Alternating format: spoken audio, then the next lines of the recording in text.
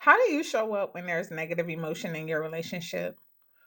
Are you threatened whenever there's negative emotion that pops up in your love affair like a whack a mole? Do you often find yourself having to apologize or feeling regretful for the way you handled your emotions in the heat of a moment? Law is often discovered at the center of two extremes. And in today's post, I'm going to talk about one of the most hidden yet powerful laws that unlimit love and release the full potential of love. So, when we talk about two extremes of how people respond to negative emotion, the human reaction mechanism to threats is fight or flight, right? So the flight response would be emotional shutdown, detaching, refusing to feel. And for many people, it's a sake of survival. Like they really can't even handle anymore, feeling anything else. And for that reason, shut down the emotion and maybe stonewall or refuse to talk or just completely disengage because they mentally, psychologically, or even physiologically cannot handle any additional stress that's coming from emotional reactivity. The challenge with emotional detachment, however, is that you're created with this pre installed software called emotions that is a natural part of the human operating system. So, whenever we deny who we truly are, what results is internal conflict, and internal conflict is always going to create strife. It's always going to create some type of tension within that's eventually going to spill over into our relationships.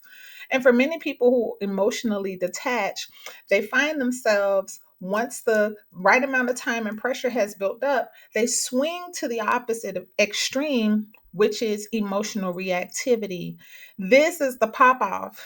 This is the cuss you out. This is where dishes are being thrown and people are threatening divorce because now all of that negative emotion, just like all of the gases inside of a volcano, have to be released because the pressure has built up to a boiling point.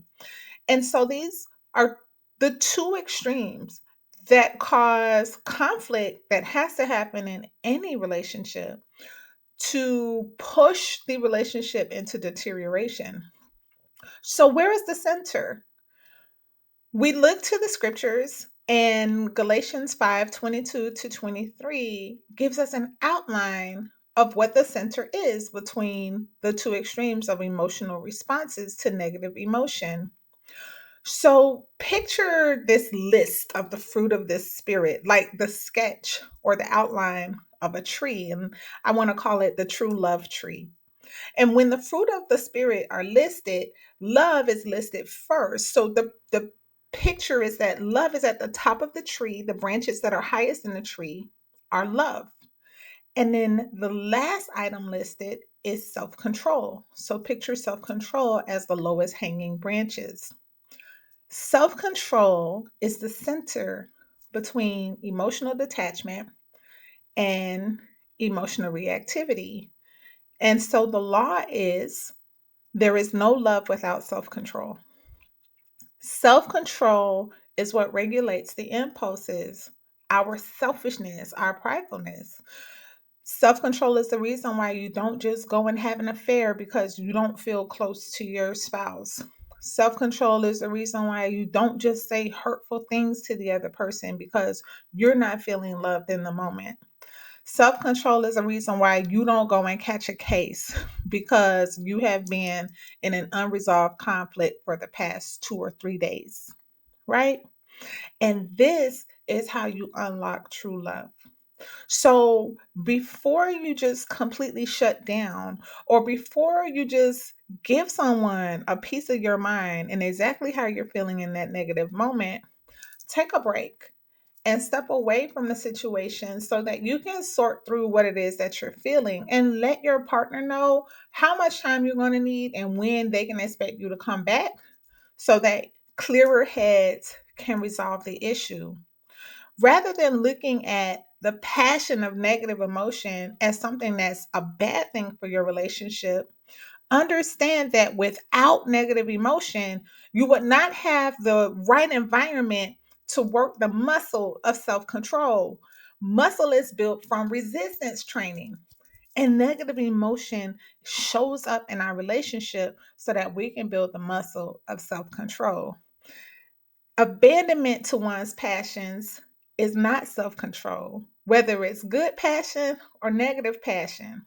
Self control is the pathway to love and not reckless abandonment to your passions. So, the very next time your relationship is visited by negative passion, I want you to challenge yourself and take inventory of where are you leaning? Are you more are you more inclined to fight or are you more inclined to flight? And what can you do in that moment to utilize self-control as your determined will to be love and to practice love, regardless of how bad this feels in the moment? If you like this content, please click the like button, subscribe, and share our content.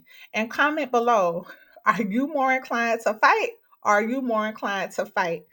And what ways can help you think about practicing self control the next time that whack a mole of negative emotion shows up in your relationship? Be blessed and encouraged.